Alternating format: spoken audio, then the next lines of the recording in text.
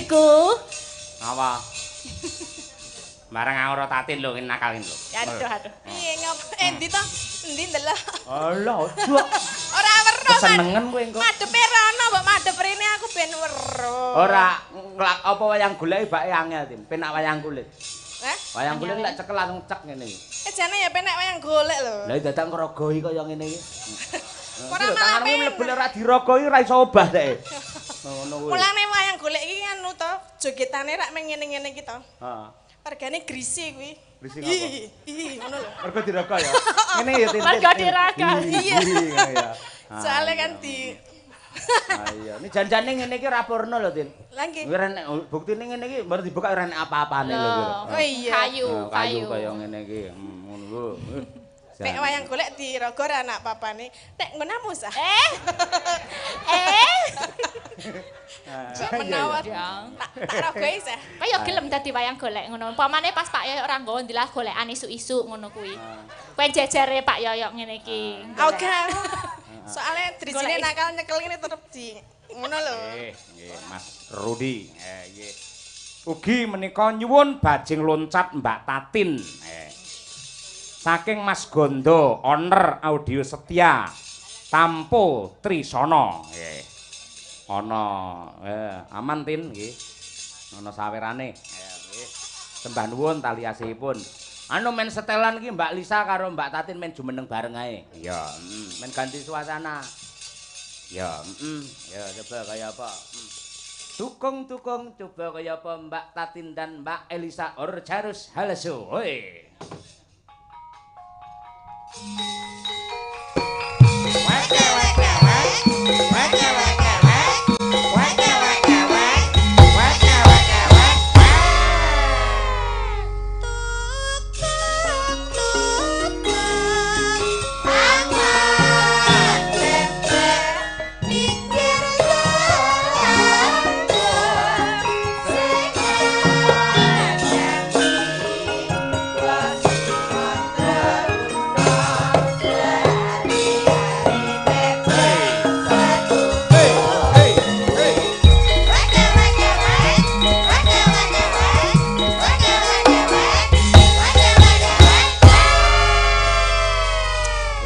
Sinden-sinden maskot warga Laras ya kuwi almarhum Ki Sena Nugroho. Sing melejit ya loro iki. Nggih. Anu seneng ya Mbak Dilalah nggih Pak Seno memunculkan Dilalah kita berdua saka sinden terus saiki ya iso srawung karo pertunjukan wayang pirang-pirang dalang, berbagai macam dalang, iso srawung karo wiyaga sinden ngendi papan niku saya bersyukur sekali karena almarhum Ki Sena Nugroho. Alhamdulillah nang niki wae nggih kula sempet merebus milih. Nangis Mbak. Wis kelingan terus ya. Iya, masih pertunjukan seperti ini aku kangen gitu loh, Mbak. Apa Mas kangen Mas karena kita kan sekarang jadi ngisi kayak gini gitu. gitu. Kangen wong ben-bengi sampean tanggapan kok. Maksudnya gini loh. Benceto. Anu tadi kan jenengan pakai garapan warna-warna gitu toh. Terus saya tuh kelingan zaman biyen zaman Swargi Pak Seno tuh juga seperti ini pertunjukannya. Terus pengen duduk di sini ngerasake kaya mbiyen meneh ngenten lho. Nek bengi wayangan, terus omong-omongan, terus jajan. Terus komen njaluk tulung sapa kon jajake golek-golek panganan gawa rene. Itu ngemil. Membuat kita kangen. Tapi wayahe serius tuh kita udah siap-siap meke wis dipegang ya, Mbak. Dipegang. Nek armangan yo kok sik bar iki arep metu garapan iki sa. Langsung iki jaleh sikik lah gitu. Kangen seperti itu suasana seperti itu terus tadi sempat kelingan Pak Seno terus cerita-cerita kok nangis di situ. Oh ya nangis ki maksudmu apa bayaranmu kurang apa? Sing jujur ya. Le nangis mergo dasar rene ben dimbui kok. Mergo sawerane iki kurang. Enggak. Ya nangis karena kangen aja. Ngeten Mbak, kula mboten nutup mbuntu talingan. Pak Seno adalah pencetak generasi penonton wayang era milenial.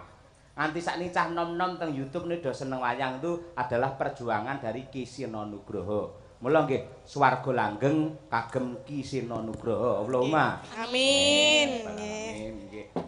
Saiki iki lho. Ben kowe ra nangis ae sawerane nyok 200 lho. Bajing loncat. Saestu to iki. Nggih, iki saka owner audio Oh, setia. Heeh. Nggih, nggih. Siap. Mau ta kowe? Ya gelem. Gayane lewo-lewo. Padahal. Aku paham omahmu adoh dhewe. Terus. Ah ya aku ndek ning bandara masalah iki Kulon Progo iki Sentul. Wah, Tatin berarti lek ngetani adoh tenan nek ngono. Nggih, tebing nggih niki nek ten mriki niku sekitar 4 sampai 5 jam perjalanan. Hah? Kok cepet men? Ya? Hitungannya cepet lho. Lewat Tuh tol. lewat tengah. Lewat tol. Oh, kowe lewat tol ya? Mau lewat tol. Oh iya. Nek biasane 5 sampai 6 jam. Ya enggak mesti tergantung iki gawake sik, Sang. Gawak. Kak aku kombo Bu, golek. nyuwun dibetakke nggih. Wedi aku nek gawangkonmu. Nggih. Dadi gawane Bu Kesi ku bablas kuwi engko. Pun mboten napa-napa, Bu. Mang Lho, nggih. adate kowe iki lek enek sawirane jan le menyerang ora umum saiki apik men. Nganu. Delok jam. Ora, dasare aku ora kulino dadi wedi nek kulino ya tak ngono tenan. Mulane kerep-kerep ngejak kula mengke sawirane jenengan dadi ono duit nang kono ki ra bakal ono nang kono ki. Ngopo kowe nyapa Aku weruh. Urusane dhewe ora apa-apa ngono kuwi. Kok ya ora dilebokke tas ngono dadi nek tak jupuk Ya weruh. wis dijatah dhewe ora pareng kaya ngono kuwi. Jenengan iki apa kurang sugih? Kurang. Oh ya wis. Ya wis PN kono, PN. Ha iya. Kowe iki kan biyen tak titeni jaman Pak Seno anggere nek wong duwe, enek wong mampu duwe dhuwit ngopo ta mesti cerewet ngopo? Loh, kan itu haknya siapa yang menembang? Loh, sampean ndak ngerti to mau. Iki 1500 kok Pak Dasar. 500 Dalang, 500 Tatin, 500 Elisa. Kan pas sudah. Lah itu yang kemarin, Po. Hah? Yang kemarin apa yang mau? Ini baru saja. Oh, iya. Yang kemarin sudah aku masukkan ke kotak amal. Oh iya. Amal mana? Amal jariah no.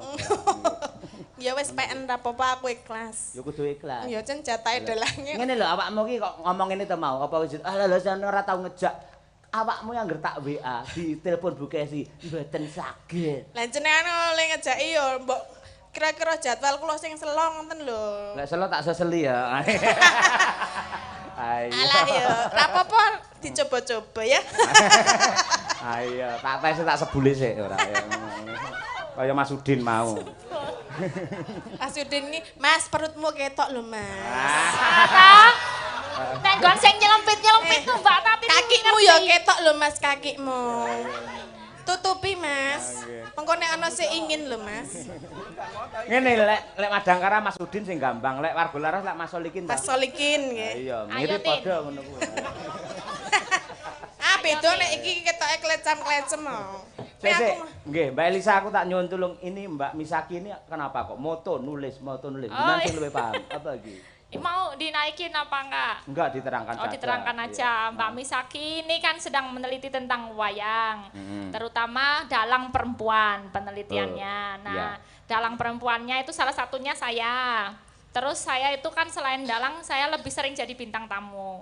Jadi kita membicarakan tentang era ini, kenapa kok sinden berdiri, terus bagaimana komunikasi sama dalang, apa yang dibicarakan. Nah itu direkam sama Mbak Misaki, dicatat, dijadikan penelitian, salah satunya pagelaran panjenengan Pak Yoyo gitu. Jadi saya jenengan ini untuk materinya dia. Materinya Mbak Misaki. Dhewe wani ngetokne dhuwit piro ngono kuwi? Ah, kowe wani bayar piro?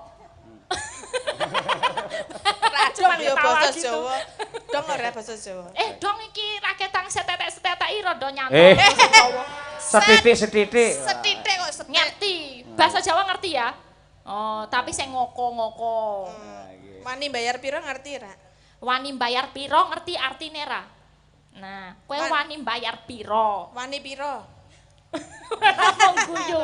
Enggak, ini yang jelas dia malah membantu kita menjadi mempromosikan budaya Indonesia di mata dunia. Kemarin habis dari Filipina juga menceritakan tentang wayang kulit, diseminarkan, diceritakan di Filipina juga dapat apresiasi bagus se-ASEAN. Wah, gitu. yang diceritakan wayang kulit Indonesia. Wayang kulit Indonesia. Oh, tepuk tangan untuk wayang kita Bapak Ibu. Mbak Lho kaya ngono Misaki. kuwi. Nah, nanti tekan ke Filipina barang ora. Siap. Ayo, coba kaya apa? Haji loncat, Mbak Tatin. Nggih. Heeh. Nggih bawa. Pelok. Hah? Pelok mlawan. Belok, oh iya. Coba kaya apa? Nggo bawa apa? Nggih bawa. 200 sih nggo bawa ora nek cara kowe aku mah. Biasanya piye hitunganmu? Nek 200 ora. Nek 500 nganggo. Dan sinden matre tenan iki ora untungane nggih. Kula manut panjenengan nek langsung nggih langsung mawon nggih. Oh ya wis. Niki jame pun mepet. Ora isih jam lho. Iku iki urusakku ngopo kowe muni mepet-mepet lho. Mengke ndak critane mboten butul. Lah ngene nggih kentrungane rampung kok ya. Ya wis lek langsung monggo, ayo coba kaya apa. Mopat. Ayo. Molu jerolo cici. Ayo. Ya to. Jogete lho ya ora ketang mung dadul-dadul. Ayo. Ngece ternyata daldul-daldul pada iki. Lah kuwi nyawang kowe jogat iki alah-alah kaya ngono nek larang men. Gundul, ndul. Bar kuwi terus ngene iki lho. Sing marai wong penasaran ya ngono kuwi. Alah, Dadi jogete sithik ning piye ngono lho. Oh, Daripada banter ning ora menikmati. Layak ya Pak Dasar langsung sedekep karo bukan main. Salah satu bukti. Ah iya bukti ya. Matur nuwun nggih Pak, tesih hubungan nggih. Nggih, pokoke nek kula dereng mantuk jenengan nggih mboten nangsal kondur. Terus ngopo hubungannya apa? Ya kok mbak menawa Mbak menika nggih tembas bensin. Ora tenan. Aduh. Matur sembah nuwun, pokoke nggih Mak pun peparing rezeki dateng kula lan kanca-kanca. Nggih. Kanca-kanca. Kanca-kanca. Santoloe kanca-kanca. Iya. Monggo bajing loncat. Yo.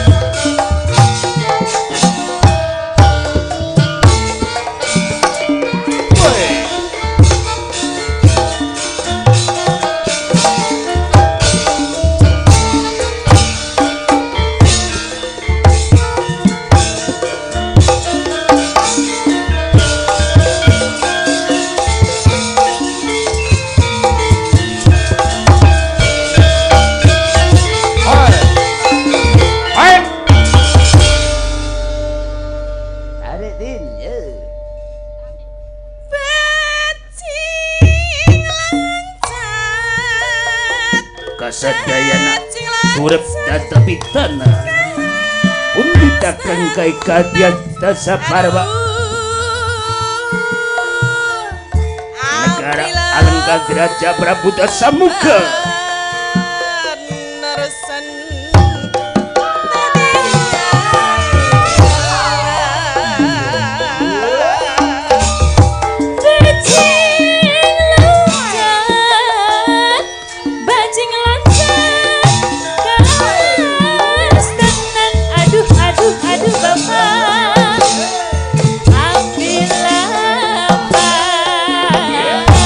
Narosan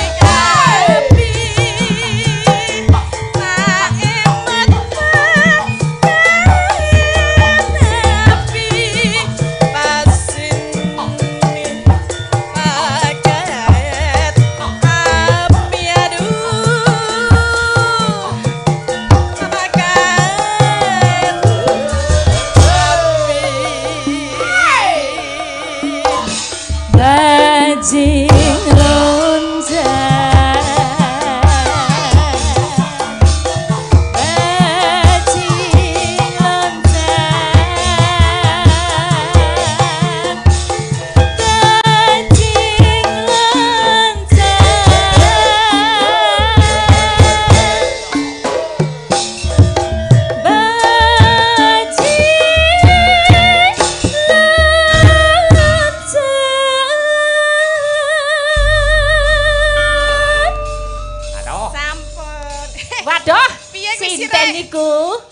Apa? Barang ora tatin lho nakalin lho. Aduh. Iya ngapa endi to? Endi ndelok. Alah, ojo. Ora weruh. Kesenengen kowe engko. Madepe rono mbok madhep rene aku ben weruh. Ora apa wayang golek bake angel, Tim. Penak wayang kulit. Hah? Wayang kulit lek cekel langsung cek ngene iki. Jane ya penek wayang golek lho. Lah dadak ngrogoi kaya ngene iki. Ora tanganmu mlebu ora dirogoi ora iso obah dek. Ngono kuwi. Mulane wayang golek iki anu to, jogetane rak meng ngene-ngene iki to. Heeh. Regane grisi kuwi. Grisi ngapa? Ngono lho. Mergo dirogoi ya. Ngene ya Tin. Mergo dirogoi. Iya. Ya. Soale kan di Iya, ini janjane ngene iki ora purna lho, Tin. Lah nggih. Kuwi rene buktine ngene iki baru dibuka ora enek apa-apane lho. Oh iya. Kayu kaya ngene iki. Ngono lho. Nek wayang golek dirogo ora anak papane. Nek ngono sah. Menawa tak rogoi sah. Kaya gelem dadi wayang golek ngono. Umpamane pas Pak Yoyok ora nggawa ndilah golekan isuk-isuk ngono kuwi. Kowe jejere Pak Yoyok ngene iki. Oke. Soale drijine nakal nyekel ngene tetep di ngono lho. Ora aku kan kaos tangan to lek awakmu kuwi. Lah ngapa? Lah nganti aku najis. Padake apa najis? Sik iki dasar Apiten, Mbak Umi Hafifah Apiten. Ayo Mbak Elisa. Anjir, lah yo iki ket mau kok ora ditampilake lho bintangnya. Pancen sing apik-apik mesti tak kerek-kerekne kok malah. Kok kerek-kerek arep dhewe arep mburi dhewek. Digawe keri to kok kerek-kerekne. Keri. Cara Blitar dikerek-kerekke. Dikereki tekan dhuwur kono kerek. Iya. Heeh. Kengencang Mbak Umi. Sugeng ngenjang Mbak Lah Elisa. wis gedene sakmene ya Mbak, nek ndelok ning nggon YouTube lah ya isih cilik kae lho. Bener. Nggih. Saiki wis sakmene. Umure wis pira saiki Sekarang 20 tahun. 20 tahun. Mbah wis iso gawe cah cilik ya. Katene rusak tenan lambene iki ora. Maksudnya biyen cilik saiki iso gawe cah cilik ngono lho. Lah gawe cah cilik piye maksudnya? Ngajari Ngajari cah gendong cah cilik iki wis iso ngono lho. Wah iki. Tuh, Ane lambene Tatin kudu dipondokne iki kaya. Ngapa to? Lah ya kon jenenge apa nek momong adine apa momong nek gawe cah cilik? Ya ora, ya momong gawe cah cilik ora. Ning ya iso ta, Dik? Insyaallah sakit. Lho, Loh. iso. Ayo syukur to Om lek ana perkembangan. Kita ketemu Mbak Tatin, wis. Kantun madosne pacule. Oh iya. Nah, wi. Aku ora marahi lho. Porong nemu ta seprana seprene. Belum, Mbak. Iki biasane iki Umi omongane alus apik lho. Gimana dipancing-pancing karo Tatin iki rusak iki. Iki apa Tergantung bendengi partner. Tatin iki melu terus. Walah, sindenku mesti reget kabeh omongane. Ora yo. Yang penting anu kalau sebatas omongan enggak apa-apa yang penting Nggak apa-apa. jangan dilakukan ya. Iya. Begitu. Ayo saiki nembang sik. Ngaturke Ayo. napa? Suwe ora ngetokke kae lho, Nduk. Nyidra Asmara. Coba kaya apa? Karyane Mbahmu Blitar. Ayo. Nah, ula tampar kae. Coba kaya apa? Bawani pangkur. Metik seri. Ayo. Yo, Om. Matek seri angkleng darma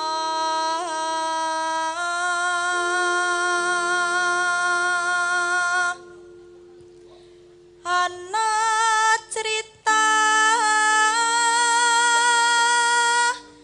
tingkae ula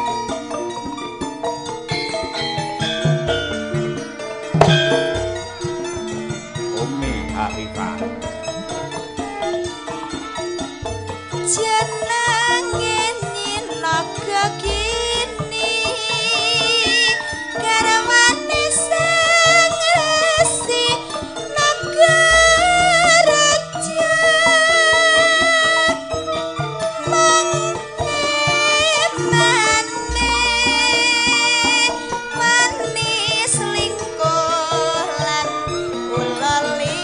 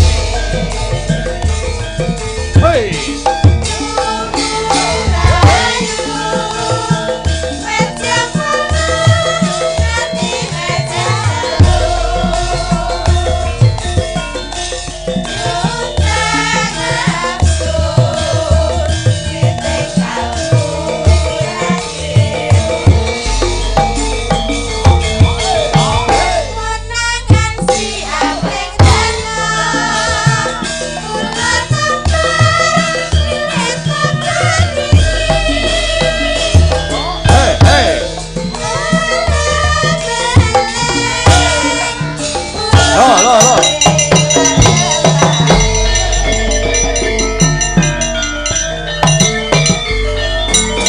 Terima kasih. Umi Hafifah. Nuwun. Ya saiki terakhir Mas Taslim munggah iki. Men dijiro karo Mbak Elisa karo Mbak Tatin. Iya. Mau ono sing ngersake Lintang Asmara. Kaya apa? Ayo nggak ada Ngayahi ora dikrubut loro. Iki ayo coba. tetap kuat. Naik. Nah iki tetap kuat. Berpengalaman. Nggih. Iki kanca campur sari iki ngono, Mbak. Heeh. Waduh. Lirikane medeni. Iki dadi cewek ya cantik ya. Ayo. Cekike lho. Ya ini ya bagus, resik, Bagus, suarane resik. apik. Ayo. Sae. Sugeng enjang Mas. Nggih, menika Mbak Elisa nggih menika nggih. Udah sering kita ya. Iya. Kan sering WA-na. Ketoke lek ngematke aku sajak piye ngono. Aja ngono to Mas. Nek aku ingin lho Mas. Aja lek ingin getun kuwi kok, Mbak. Lan apa? Hah? Lan apa? Lho iki sok aduh apa sulap iki. Oh alah. Lintang Asmara. Lintang Coba Asmara. apik lek iki mendhi. Ya, coba kaya apa? Ya. Mas Taslim versus kaya Mbak Lisa dan Mbak Tatin. Oh iya, yuk Mas Noval Cahyati. Yo.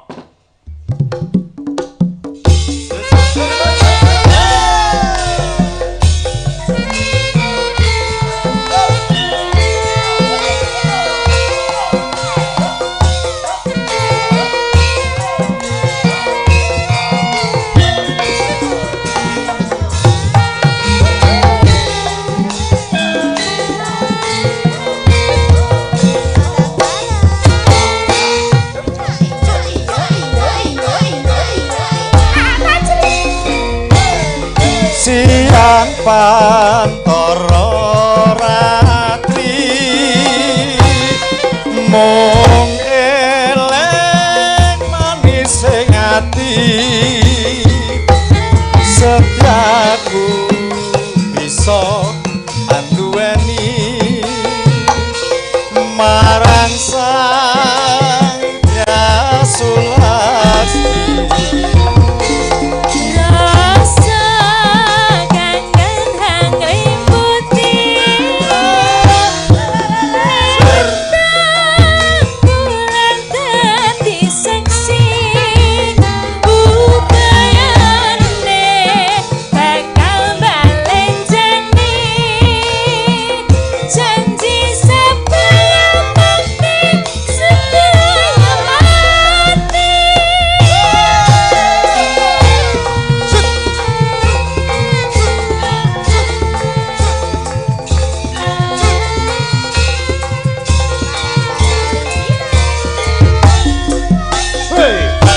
Wong ayu tresna mungkin Arya Tama sajroning batinku. Wong bagus santep narasatimu tresnaku tulus rening kalbu. Senajan ngarungi banyu segara rasaku ora bakal tena. Senajan nyawa oncat sakaraga wis tresna ra bisa Tatin Dedak Elisa Orkaris Alesto Taslim. Tasrima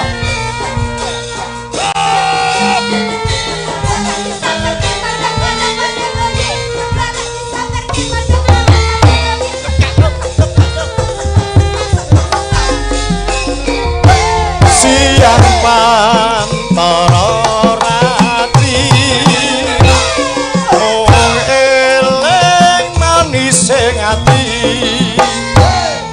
setiap batan anduweni bakti marang sang Jasulagni.